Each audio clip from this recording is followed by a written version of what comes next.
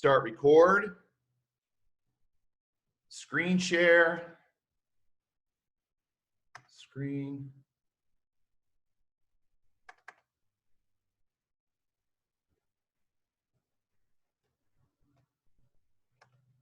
Special thing today, here we go. I haven't been doing this live, but we're doing the last couple chapters live. Plus I'll be doing the recording anyway. Plus, here we go, in this strange tale. Okay, nod your heads if you can see chapter 25. Excellent. Here we go. Chapter 25 of The Little Prince.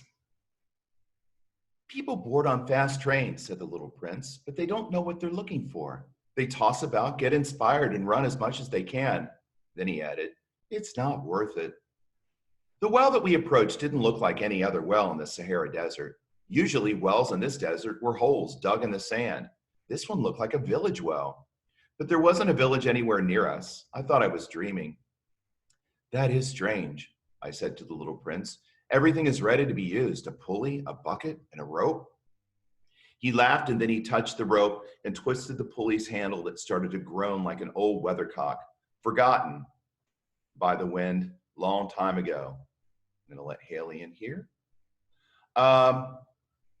Zach, why are you raising your hand? Because we're in the middle of the story. I think that because yesterday there was I think the Safe YouTube about this, because I think I've read this part. No, we didn't do chapter 25. Okay, I'm gonna get back into it, okay? I did not record this chapter yet. Thank you. He laughed and then he touched the rope and twisted the pulley's handle that started to groan like an old weathercock, forgotten by the wind a long time ago. Have you heard? Said the little prince. We woke up the well and it is singing. I didn't want him to take the trouble of pulling the rope. Leave it, I will pull the bucket out, I said. It's too heavy for you. I slowly pulled the bucket out and put it on the edge of the well. I was tired but happy with my achievements. The well's song was still ringing in my ears, and I watched sunbeams glancing in the wobbling water. I really want to drink this water, said the little prince. Let me drink it. I understood what he wanted. I put the bucket to his lips. He started drinking and his eyes closed. It was so sweet, like a delicacy. This water, in truth, was different. The walk under the stars, Pulley's song, and pains in my arms made it so sweet. It was a priceless gift, like a gift. When I was little, the presents that I received were inimitable due to the atmosphere that they were given in. The Christmas tree decorated with lights, the music that lasted the whole night, loving and smiling faces. The people where you live, said the little prince, grow 5,000 roses in one garden, but they can't find what they're looking for. They can't, I replied, yet they can find whatever they look for in one rose or a drop of water. Yes, that is true, I said. And the little prince added, eyes are blind, one should look with his heart. I drank some water, it was easy to breathe. The sand was the color of honey under the rising sun, and it made me happy. Why did I feel a bitter taste then? You should keep your promise, the little prince said softly as he sat by my side. What promise? You know, the rope for the lamb. I am responsible for this flower. I took my shabby pictures out of my pocket. The little prince looked at them and started laughing. Your baobabs look a little bit like a cabbage. Oh, I was so proud of my baobabs. And your fox's ears look like horns. They are too long. And he laughed again. It's not fair, little prince. I can't draw anything except the boa constrictors inside and outside. Everything will be okay. Children will understand. And using a pencil, I drew a rope. My heart was breaking at the moment when I gave him the picture. You have plans that I don't know anything about, I said. But he didn't answer. Instead, he said, you know, tomorrow will be an anniversary of me arriving on the earth. He was silent for a little, and then he continued, I landed not far from here. And he blushed. Again, without any reason, I felt a bitter taste. However, I had a question. So I didn't meet you by accident that morning a week ago when you were walking thousands of miles from any civilization. Were you coming back to the place where you had landed? The little prince reddened again, And he added a little bit doubtfully, "It is possibly connected with the anniversary." The little prince blushed again. He had never replied to the questions, but doesn't it mean yes when a person reddens? I told him, "I am worried a little," but he interrupted me. "Now you need to work. Fix your engine. I am going to wait for you here. Come tomorrow in the evening." But it didn't convince me. I remembered the fox. We risk crying when we allow ourselves to be tamed. Chapter 26. There was an old ruined wall near the well. Next evening, when I was coming back from work from a distance, I saw the little prince who was sitting on the top of the wall swinging his legs. I heard what he said. "Then you don't remember. It is not the same place." Perhaps another voice answered him because he said, "Yes, yes, that is the same day, but the place is different." I came closer to the wall and I didn't see or hear anybody. However, the little prince replied to somebody again. "Exactly. You will see where I started my way in the desert. You don't need to do anything. Just wait for me at that place. I'm going to be there tonight." I was just in 20 meters from the wall, but I couldn't spot anything. After being silent for a while, the little prince started talking again.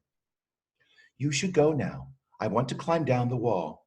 Then I looked down the bottom of the wall and I jumped up. There, just in front of me, one of those yellow snakes, which can kill a person in just 30 seconds, was looking at the little prince. Even when I reached for my revolver in my pocket, I stepped back in fear. But when the snake heard the noise I had made, like a fading stream of a fountain, it slithered through the sand and without any rush disappeared with a slight metallic sound.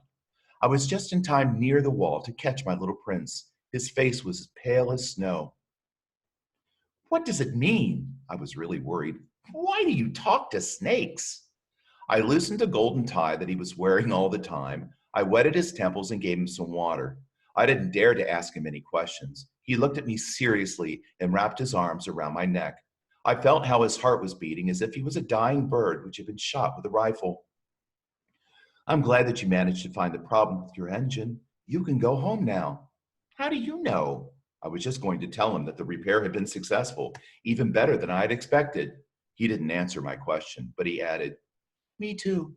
I'm coming back home today." Then he said sadly, "It is much further, much more difficult." I understood clearly that something extraordinary was happening. I was holding him tightly as if he were a little child, but still it seemed to me that he was rashly flying into the danger that I couldn't keep him out of. He looked very serious, as if he was lost or wandered too far. "I have the lamb and the box for it and the rope." He gave me the most tired smile.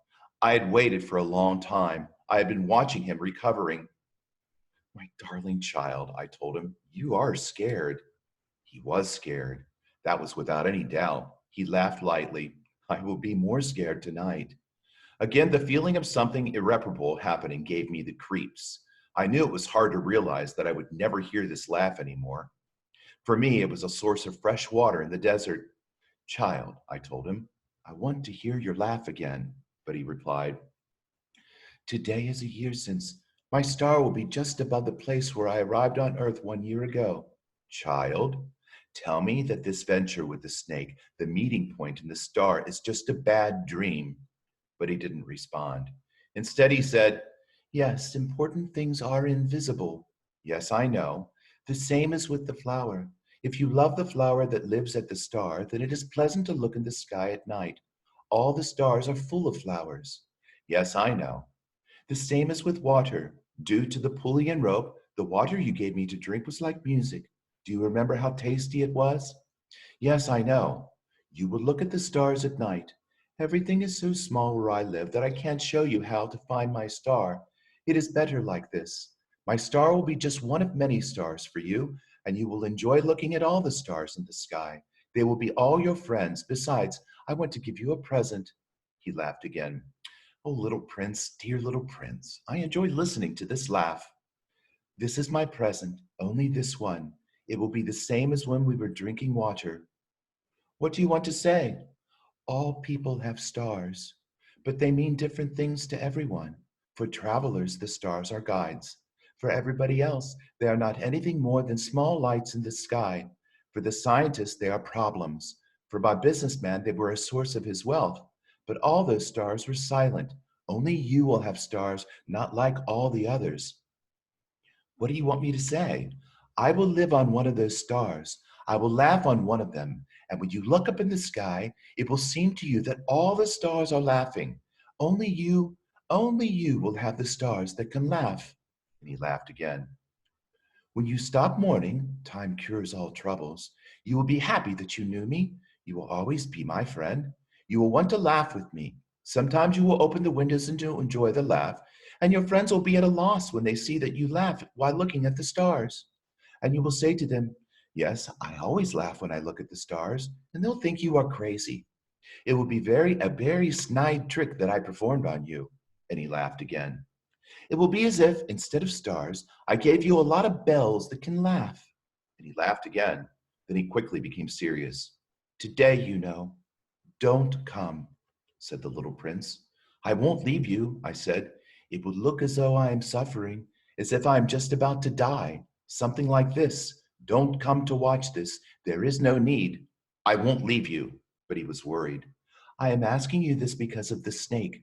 It shouldn't bite you. Snakes are evil creatures. It can bite you just for fun.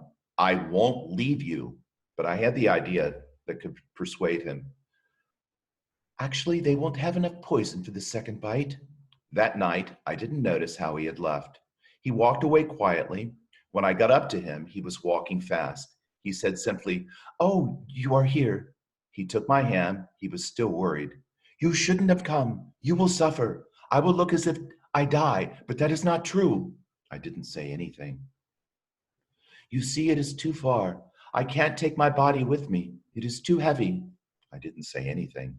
"I will become an old abandoned cover. There's nothing sad in the abandoned cover." I didn't say anything. He was silent for a while, and then he tried again. "You know, everything will be excellent. I will look at the stars too. All of them will be the wells with rusty pulleys, and all stars will be as water for me, which flows and I can drink it." I didn't say anything. "That is funny. You will have 500 million small bells, and I will have 500 million wells with fresh water." He didn't say anything more because he started crying. "This place is here. Let me go further by myself." He sat down because he was scared. Then he said again, "You know I am responsible for my flower. The rose is so weak. It has 4 thorns to protect itself from the whole world, but that doesn't help much." I sat down as well because I couldn't stand any longer. "Right now, everything will stop." He still hesitated a little. Then he stood up and made a step. I couldn't move. Only a yellow line could be seen near his ankle. He froze for a moment. He didn't give a cry, and then he fell down calmly like a tree. There was no noise because he had fallen on the soft sand. Chapter 27. 6 years have passed since then. I've never told this story before. My friends who met me on my return were very glad to see me alive. I was sad, but I told them that I was tired. Now my grief has calmed down a little, but not completely. But I know that he came back to his planet because I couldn't find his body at dawn. Actually, it wasn't so heavy. At night, I was listening to stars. They resemble 5 million small bells. But there's one important thing. When I was drawing the rope, I forgot to draw a leather belt. The little prince will never be able to fasten it to his lamb. I keep thinking now, what is happening on his planet? The lamb may have eaten the flower, but at that moment I say to myself, of course not. The little prince covers his rose with a glass shade every night, and he watches the lamb carefully. I feel happy then, and the laughter of stars seems so nice. But another time I say to myself, in particular moments we are distracted, and that is enough. One evening he may forget about the glass shade.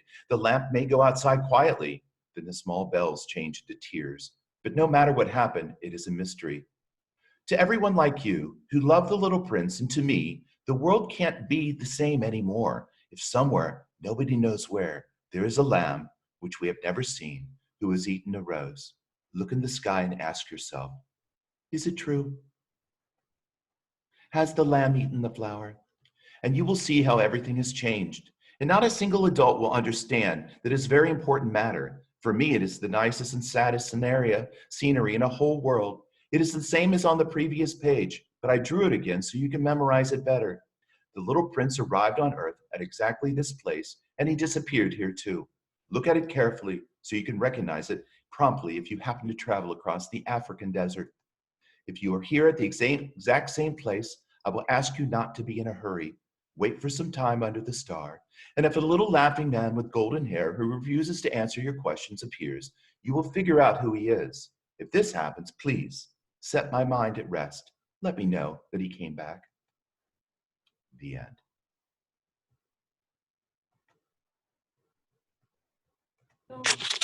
Wow. That was incredible.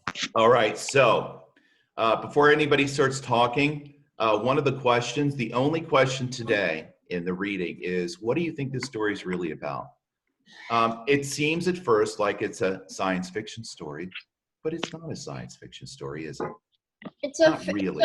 It's kind of like a romantic. It's kind of a little romantic in there. It has a little romanticism. It does. It does. And what about all those people that he visited? Is it really about one or two people living on each one of those asteroids? What do you think? What do you think the author's really trying to say? That everyone is different. Everyone is different. And well, what did he keep saying and through the whole thing, though? What was the feeling of adults? What did he feel adults were like? That they didn't. They weren't as smart. They wasn't as smart. All they care about is work. Yeah. Did he have very high opinion of the adults? Nope. He never did. Not even the little prince did. No. No. I mean, he kind of liked the geographer and lamplighter a bit, but. Yeah, those were those were his favorite characters, but that was because they were at least nice. This is the kind of story, kind of like Ever Tulane, where you can read it 5 years from now and it will seem like a completely different story to you. Because adults read this story that have never read it before, and it means something completely different to them. It's not like a story that has a real strong beginning, middle, and end. There's very little plot development, is there? There's very little character development. It's all about this idea that there are things way more important in life than all the things adults tell you are important, okay? Way more things. It reminds me of, take the difference between, you know how Mrs. Marr is with you guys. You sense that music, there's something about music in her class that's more than just music. So what this book to me is, whatever you learn, whatever you focus on, whatever you want to learn and become, keep that magic, that mystery about it, that it's not just about getting A's, making money, being successful. All those things are fine, but there's a mystery beyond. And I think The Little Prince really delves into that mystery of why we're here, what's really important. And a lot of adults forget that. They really do. And it takes a very special person to realize that, you know, kids really do know things that adults have forgotten. That's one of the key ideas too. The things that you know now, you will have forgotten when you become an adult. All right, so that's all I have to say about that. I really loved reading it. I am going to do the recording of it too, so I have one big long video of it.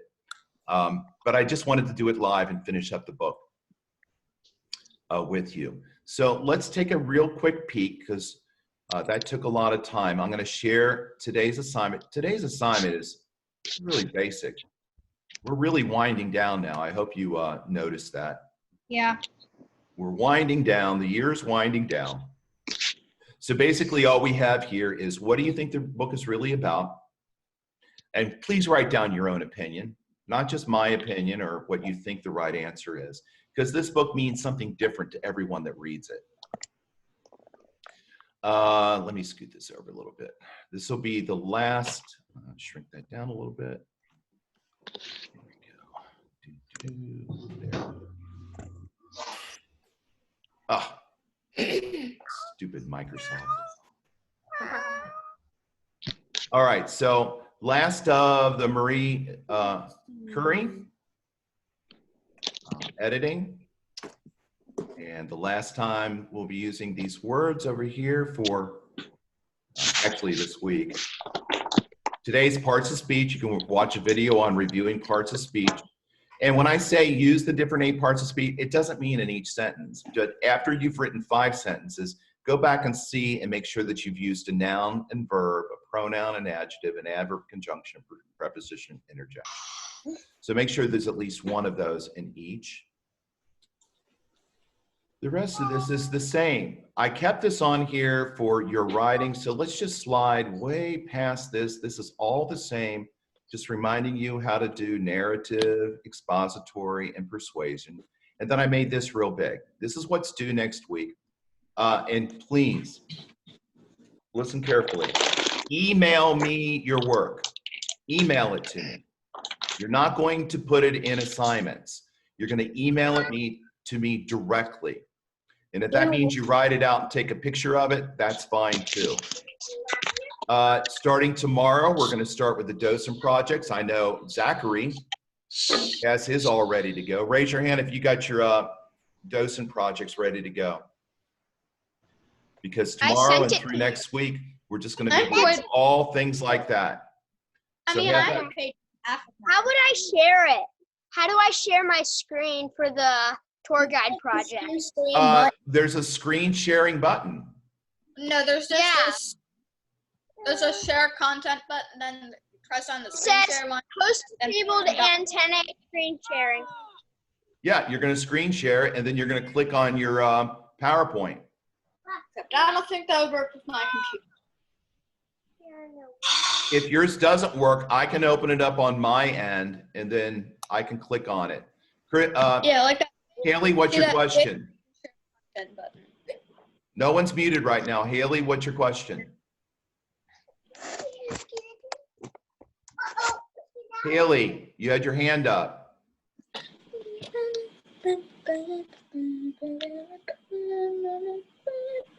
Haley, you had your hand up.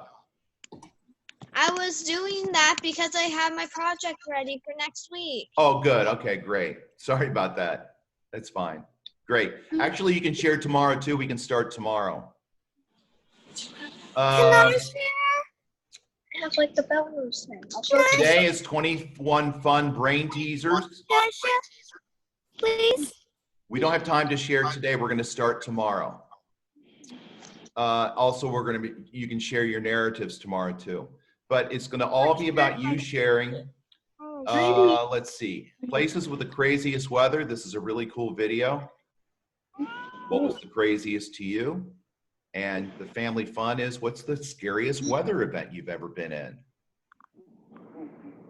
Mine was not a hurricane here. It was back in 1974 when the largest tornado event happened in the United States of America. 138 tornadoes, listen to me carefully, 138 separate tornadoes ripped across the Midwest, including Cincinnati, Ohio, over a 17-hour period.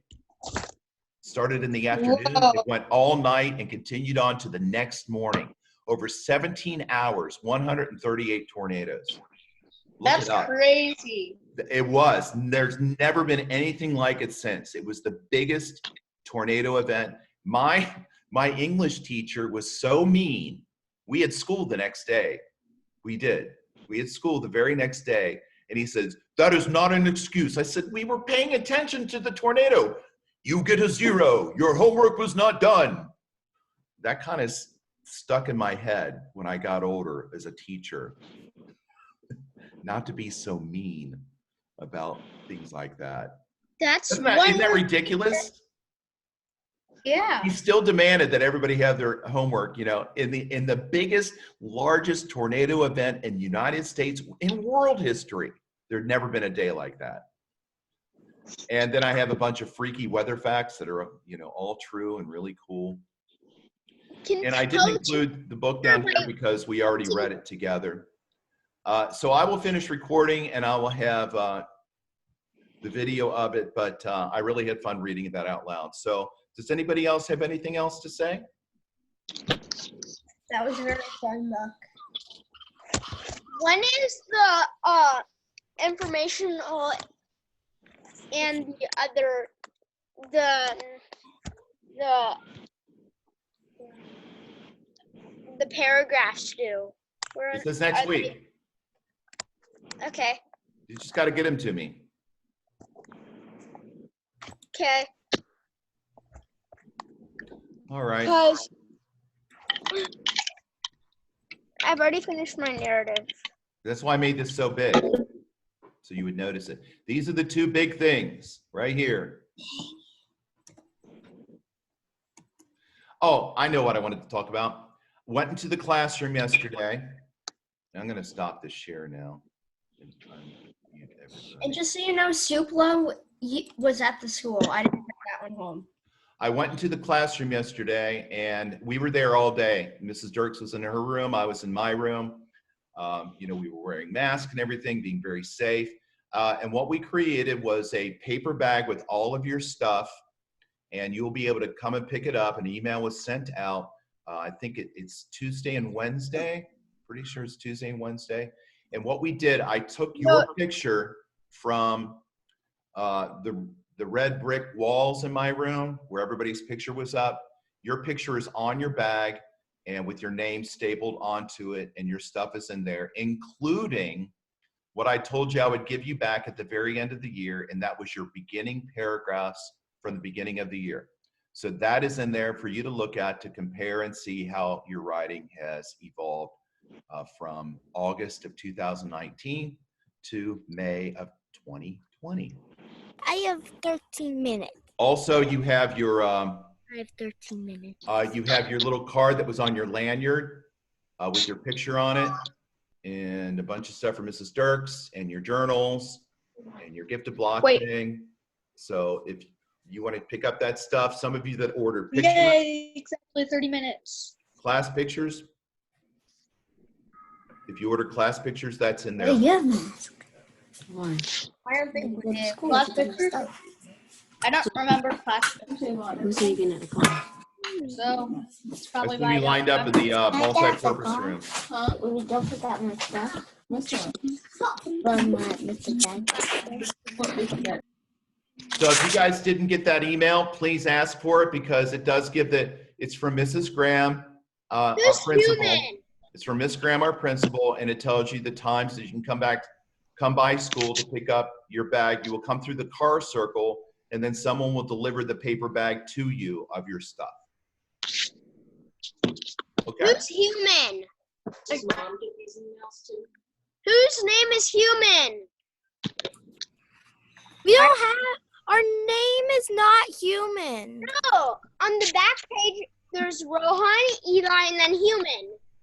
It doesn't matter, does it? Keon. It doesn't matter, does it? Keon's cool kid.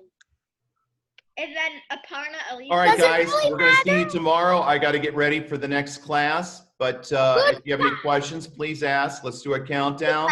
10, And 9, 8.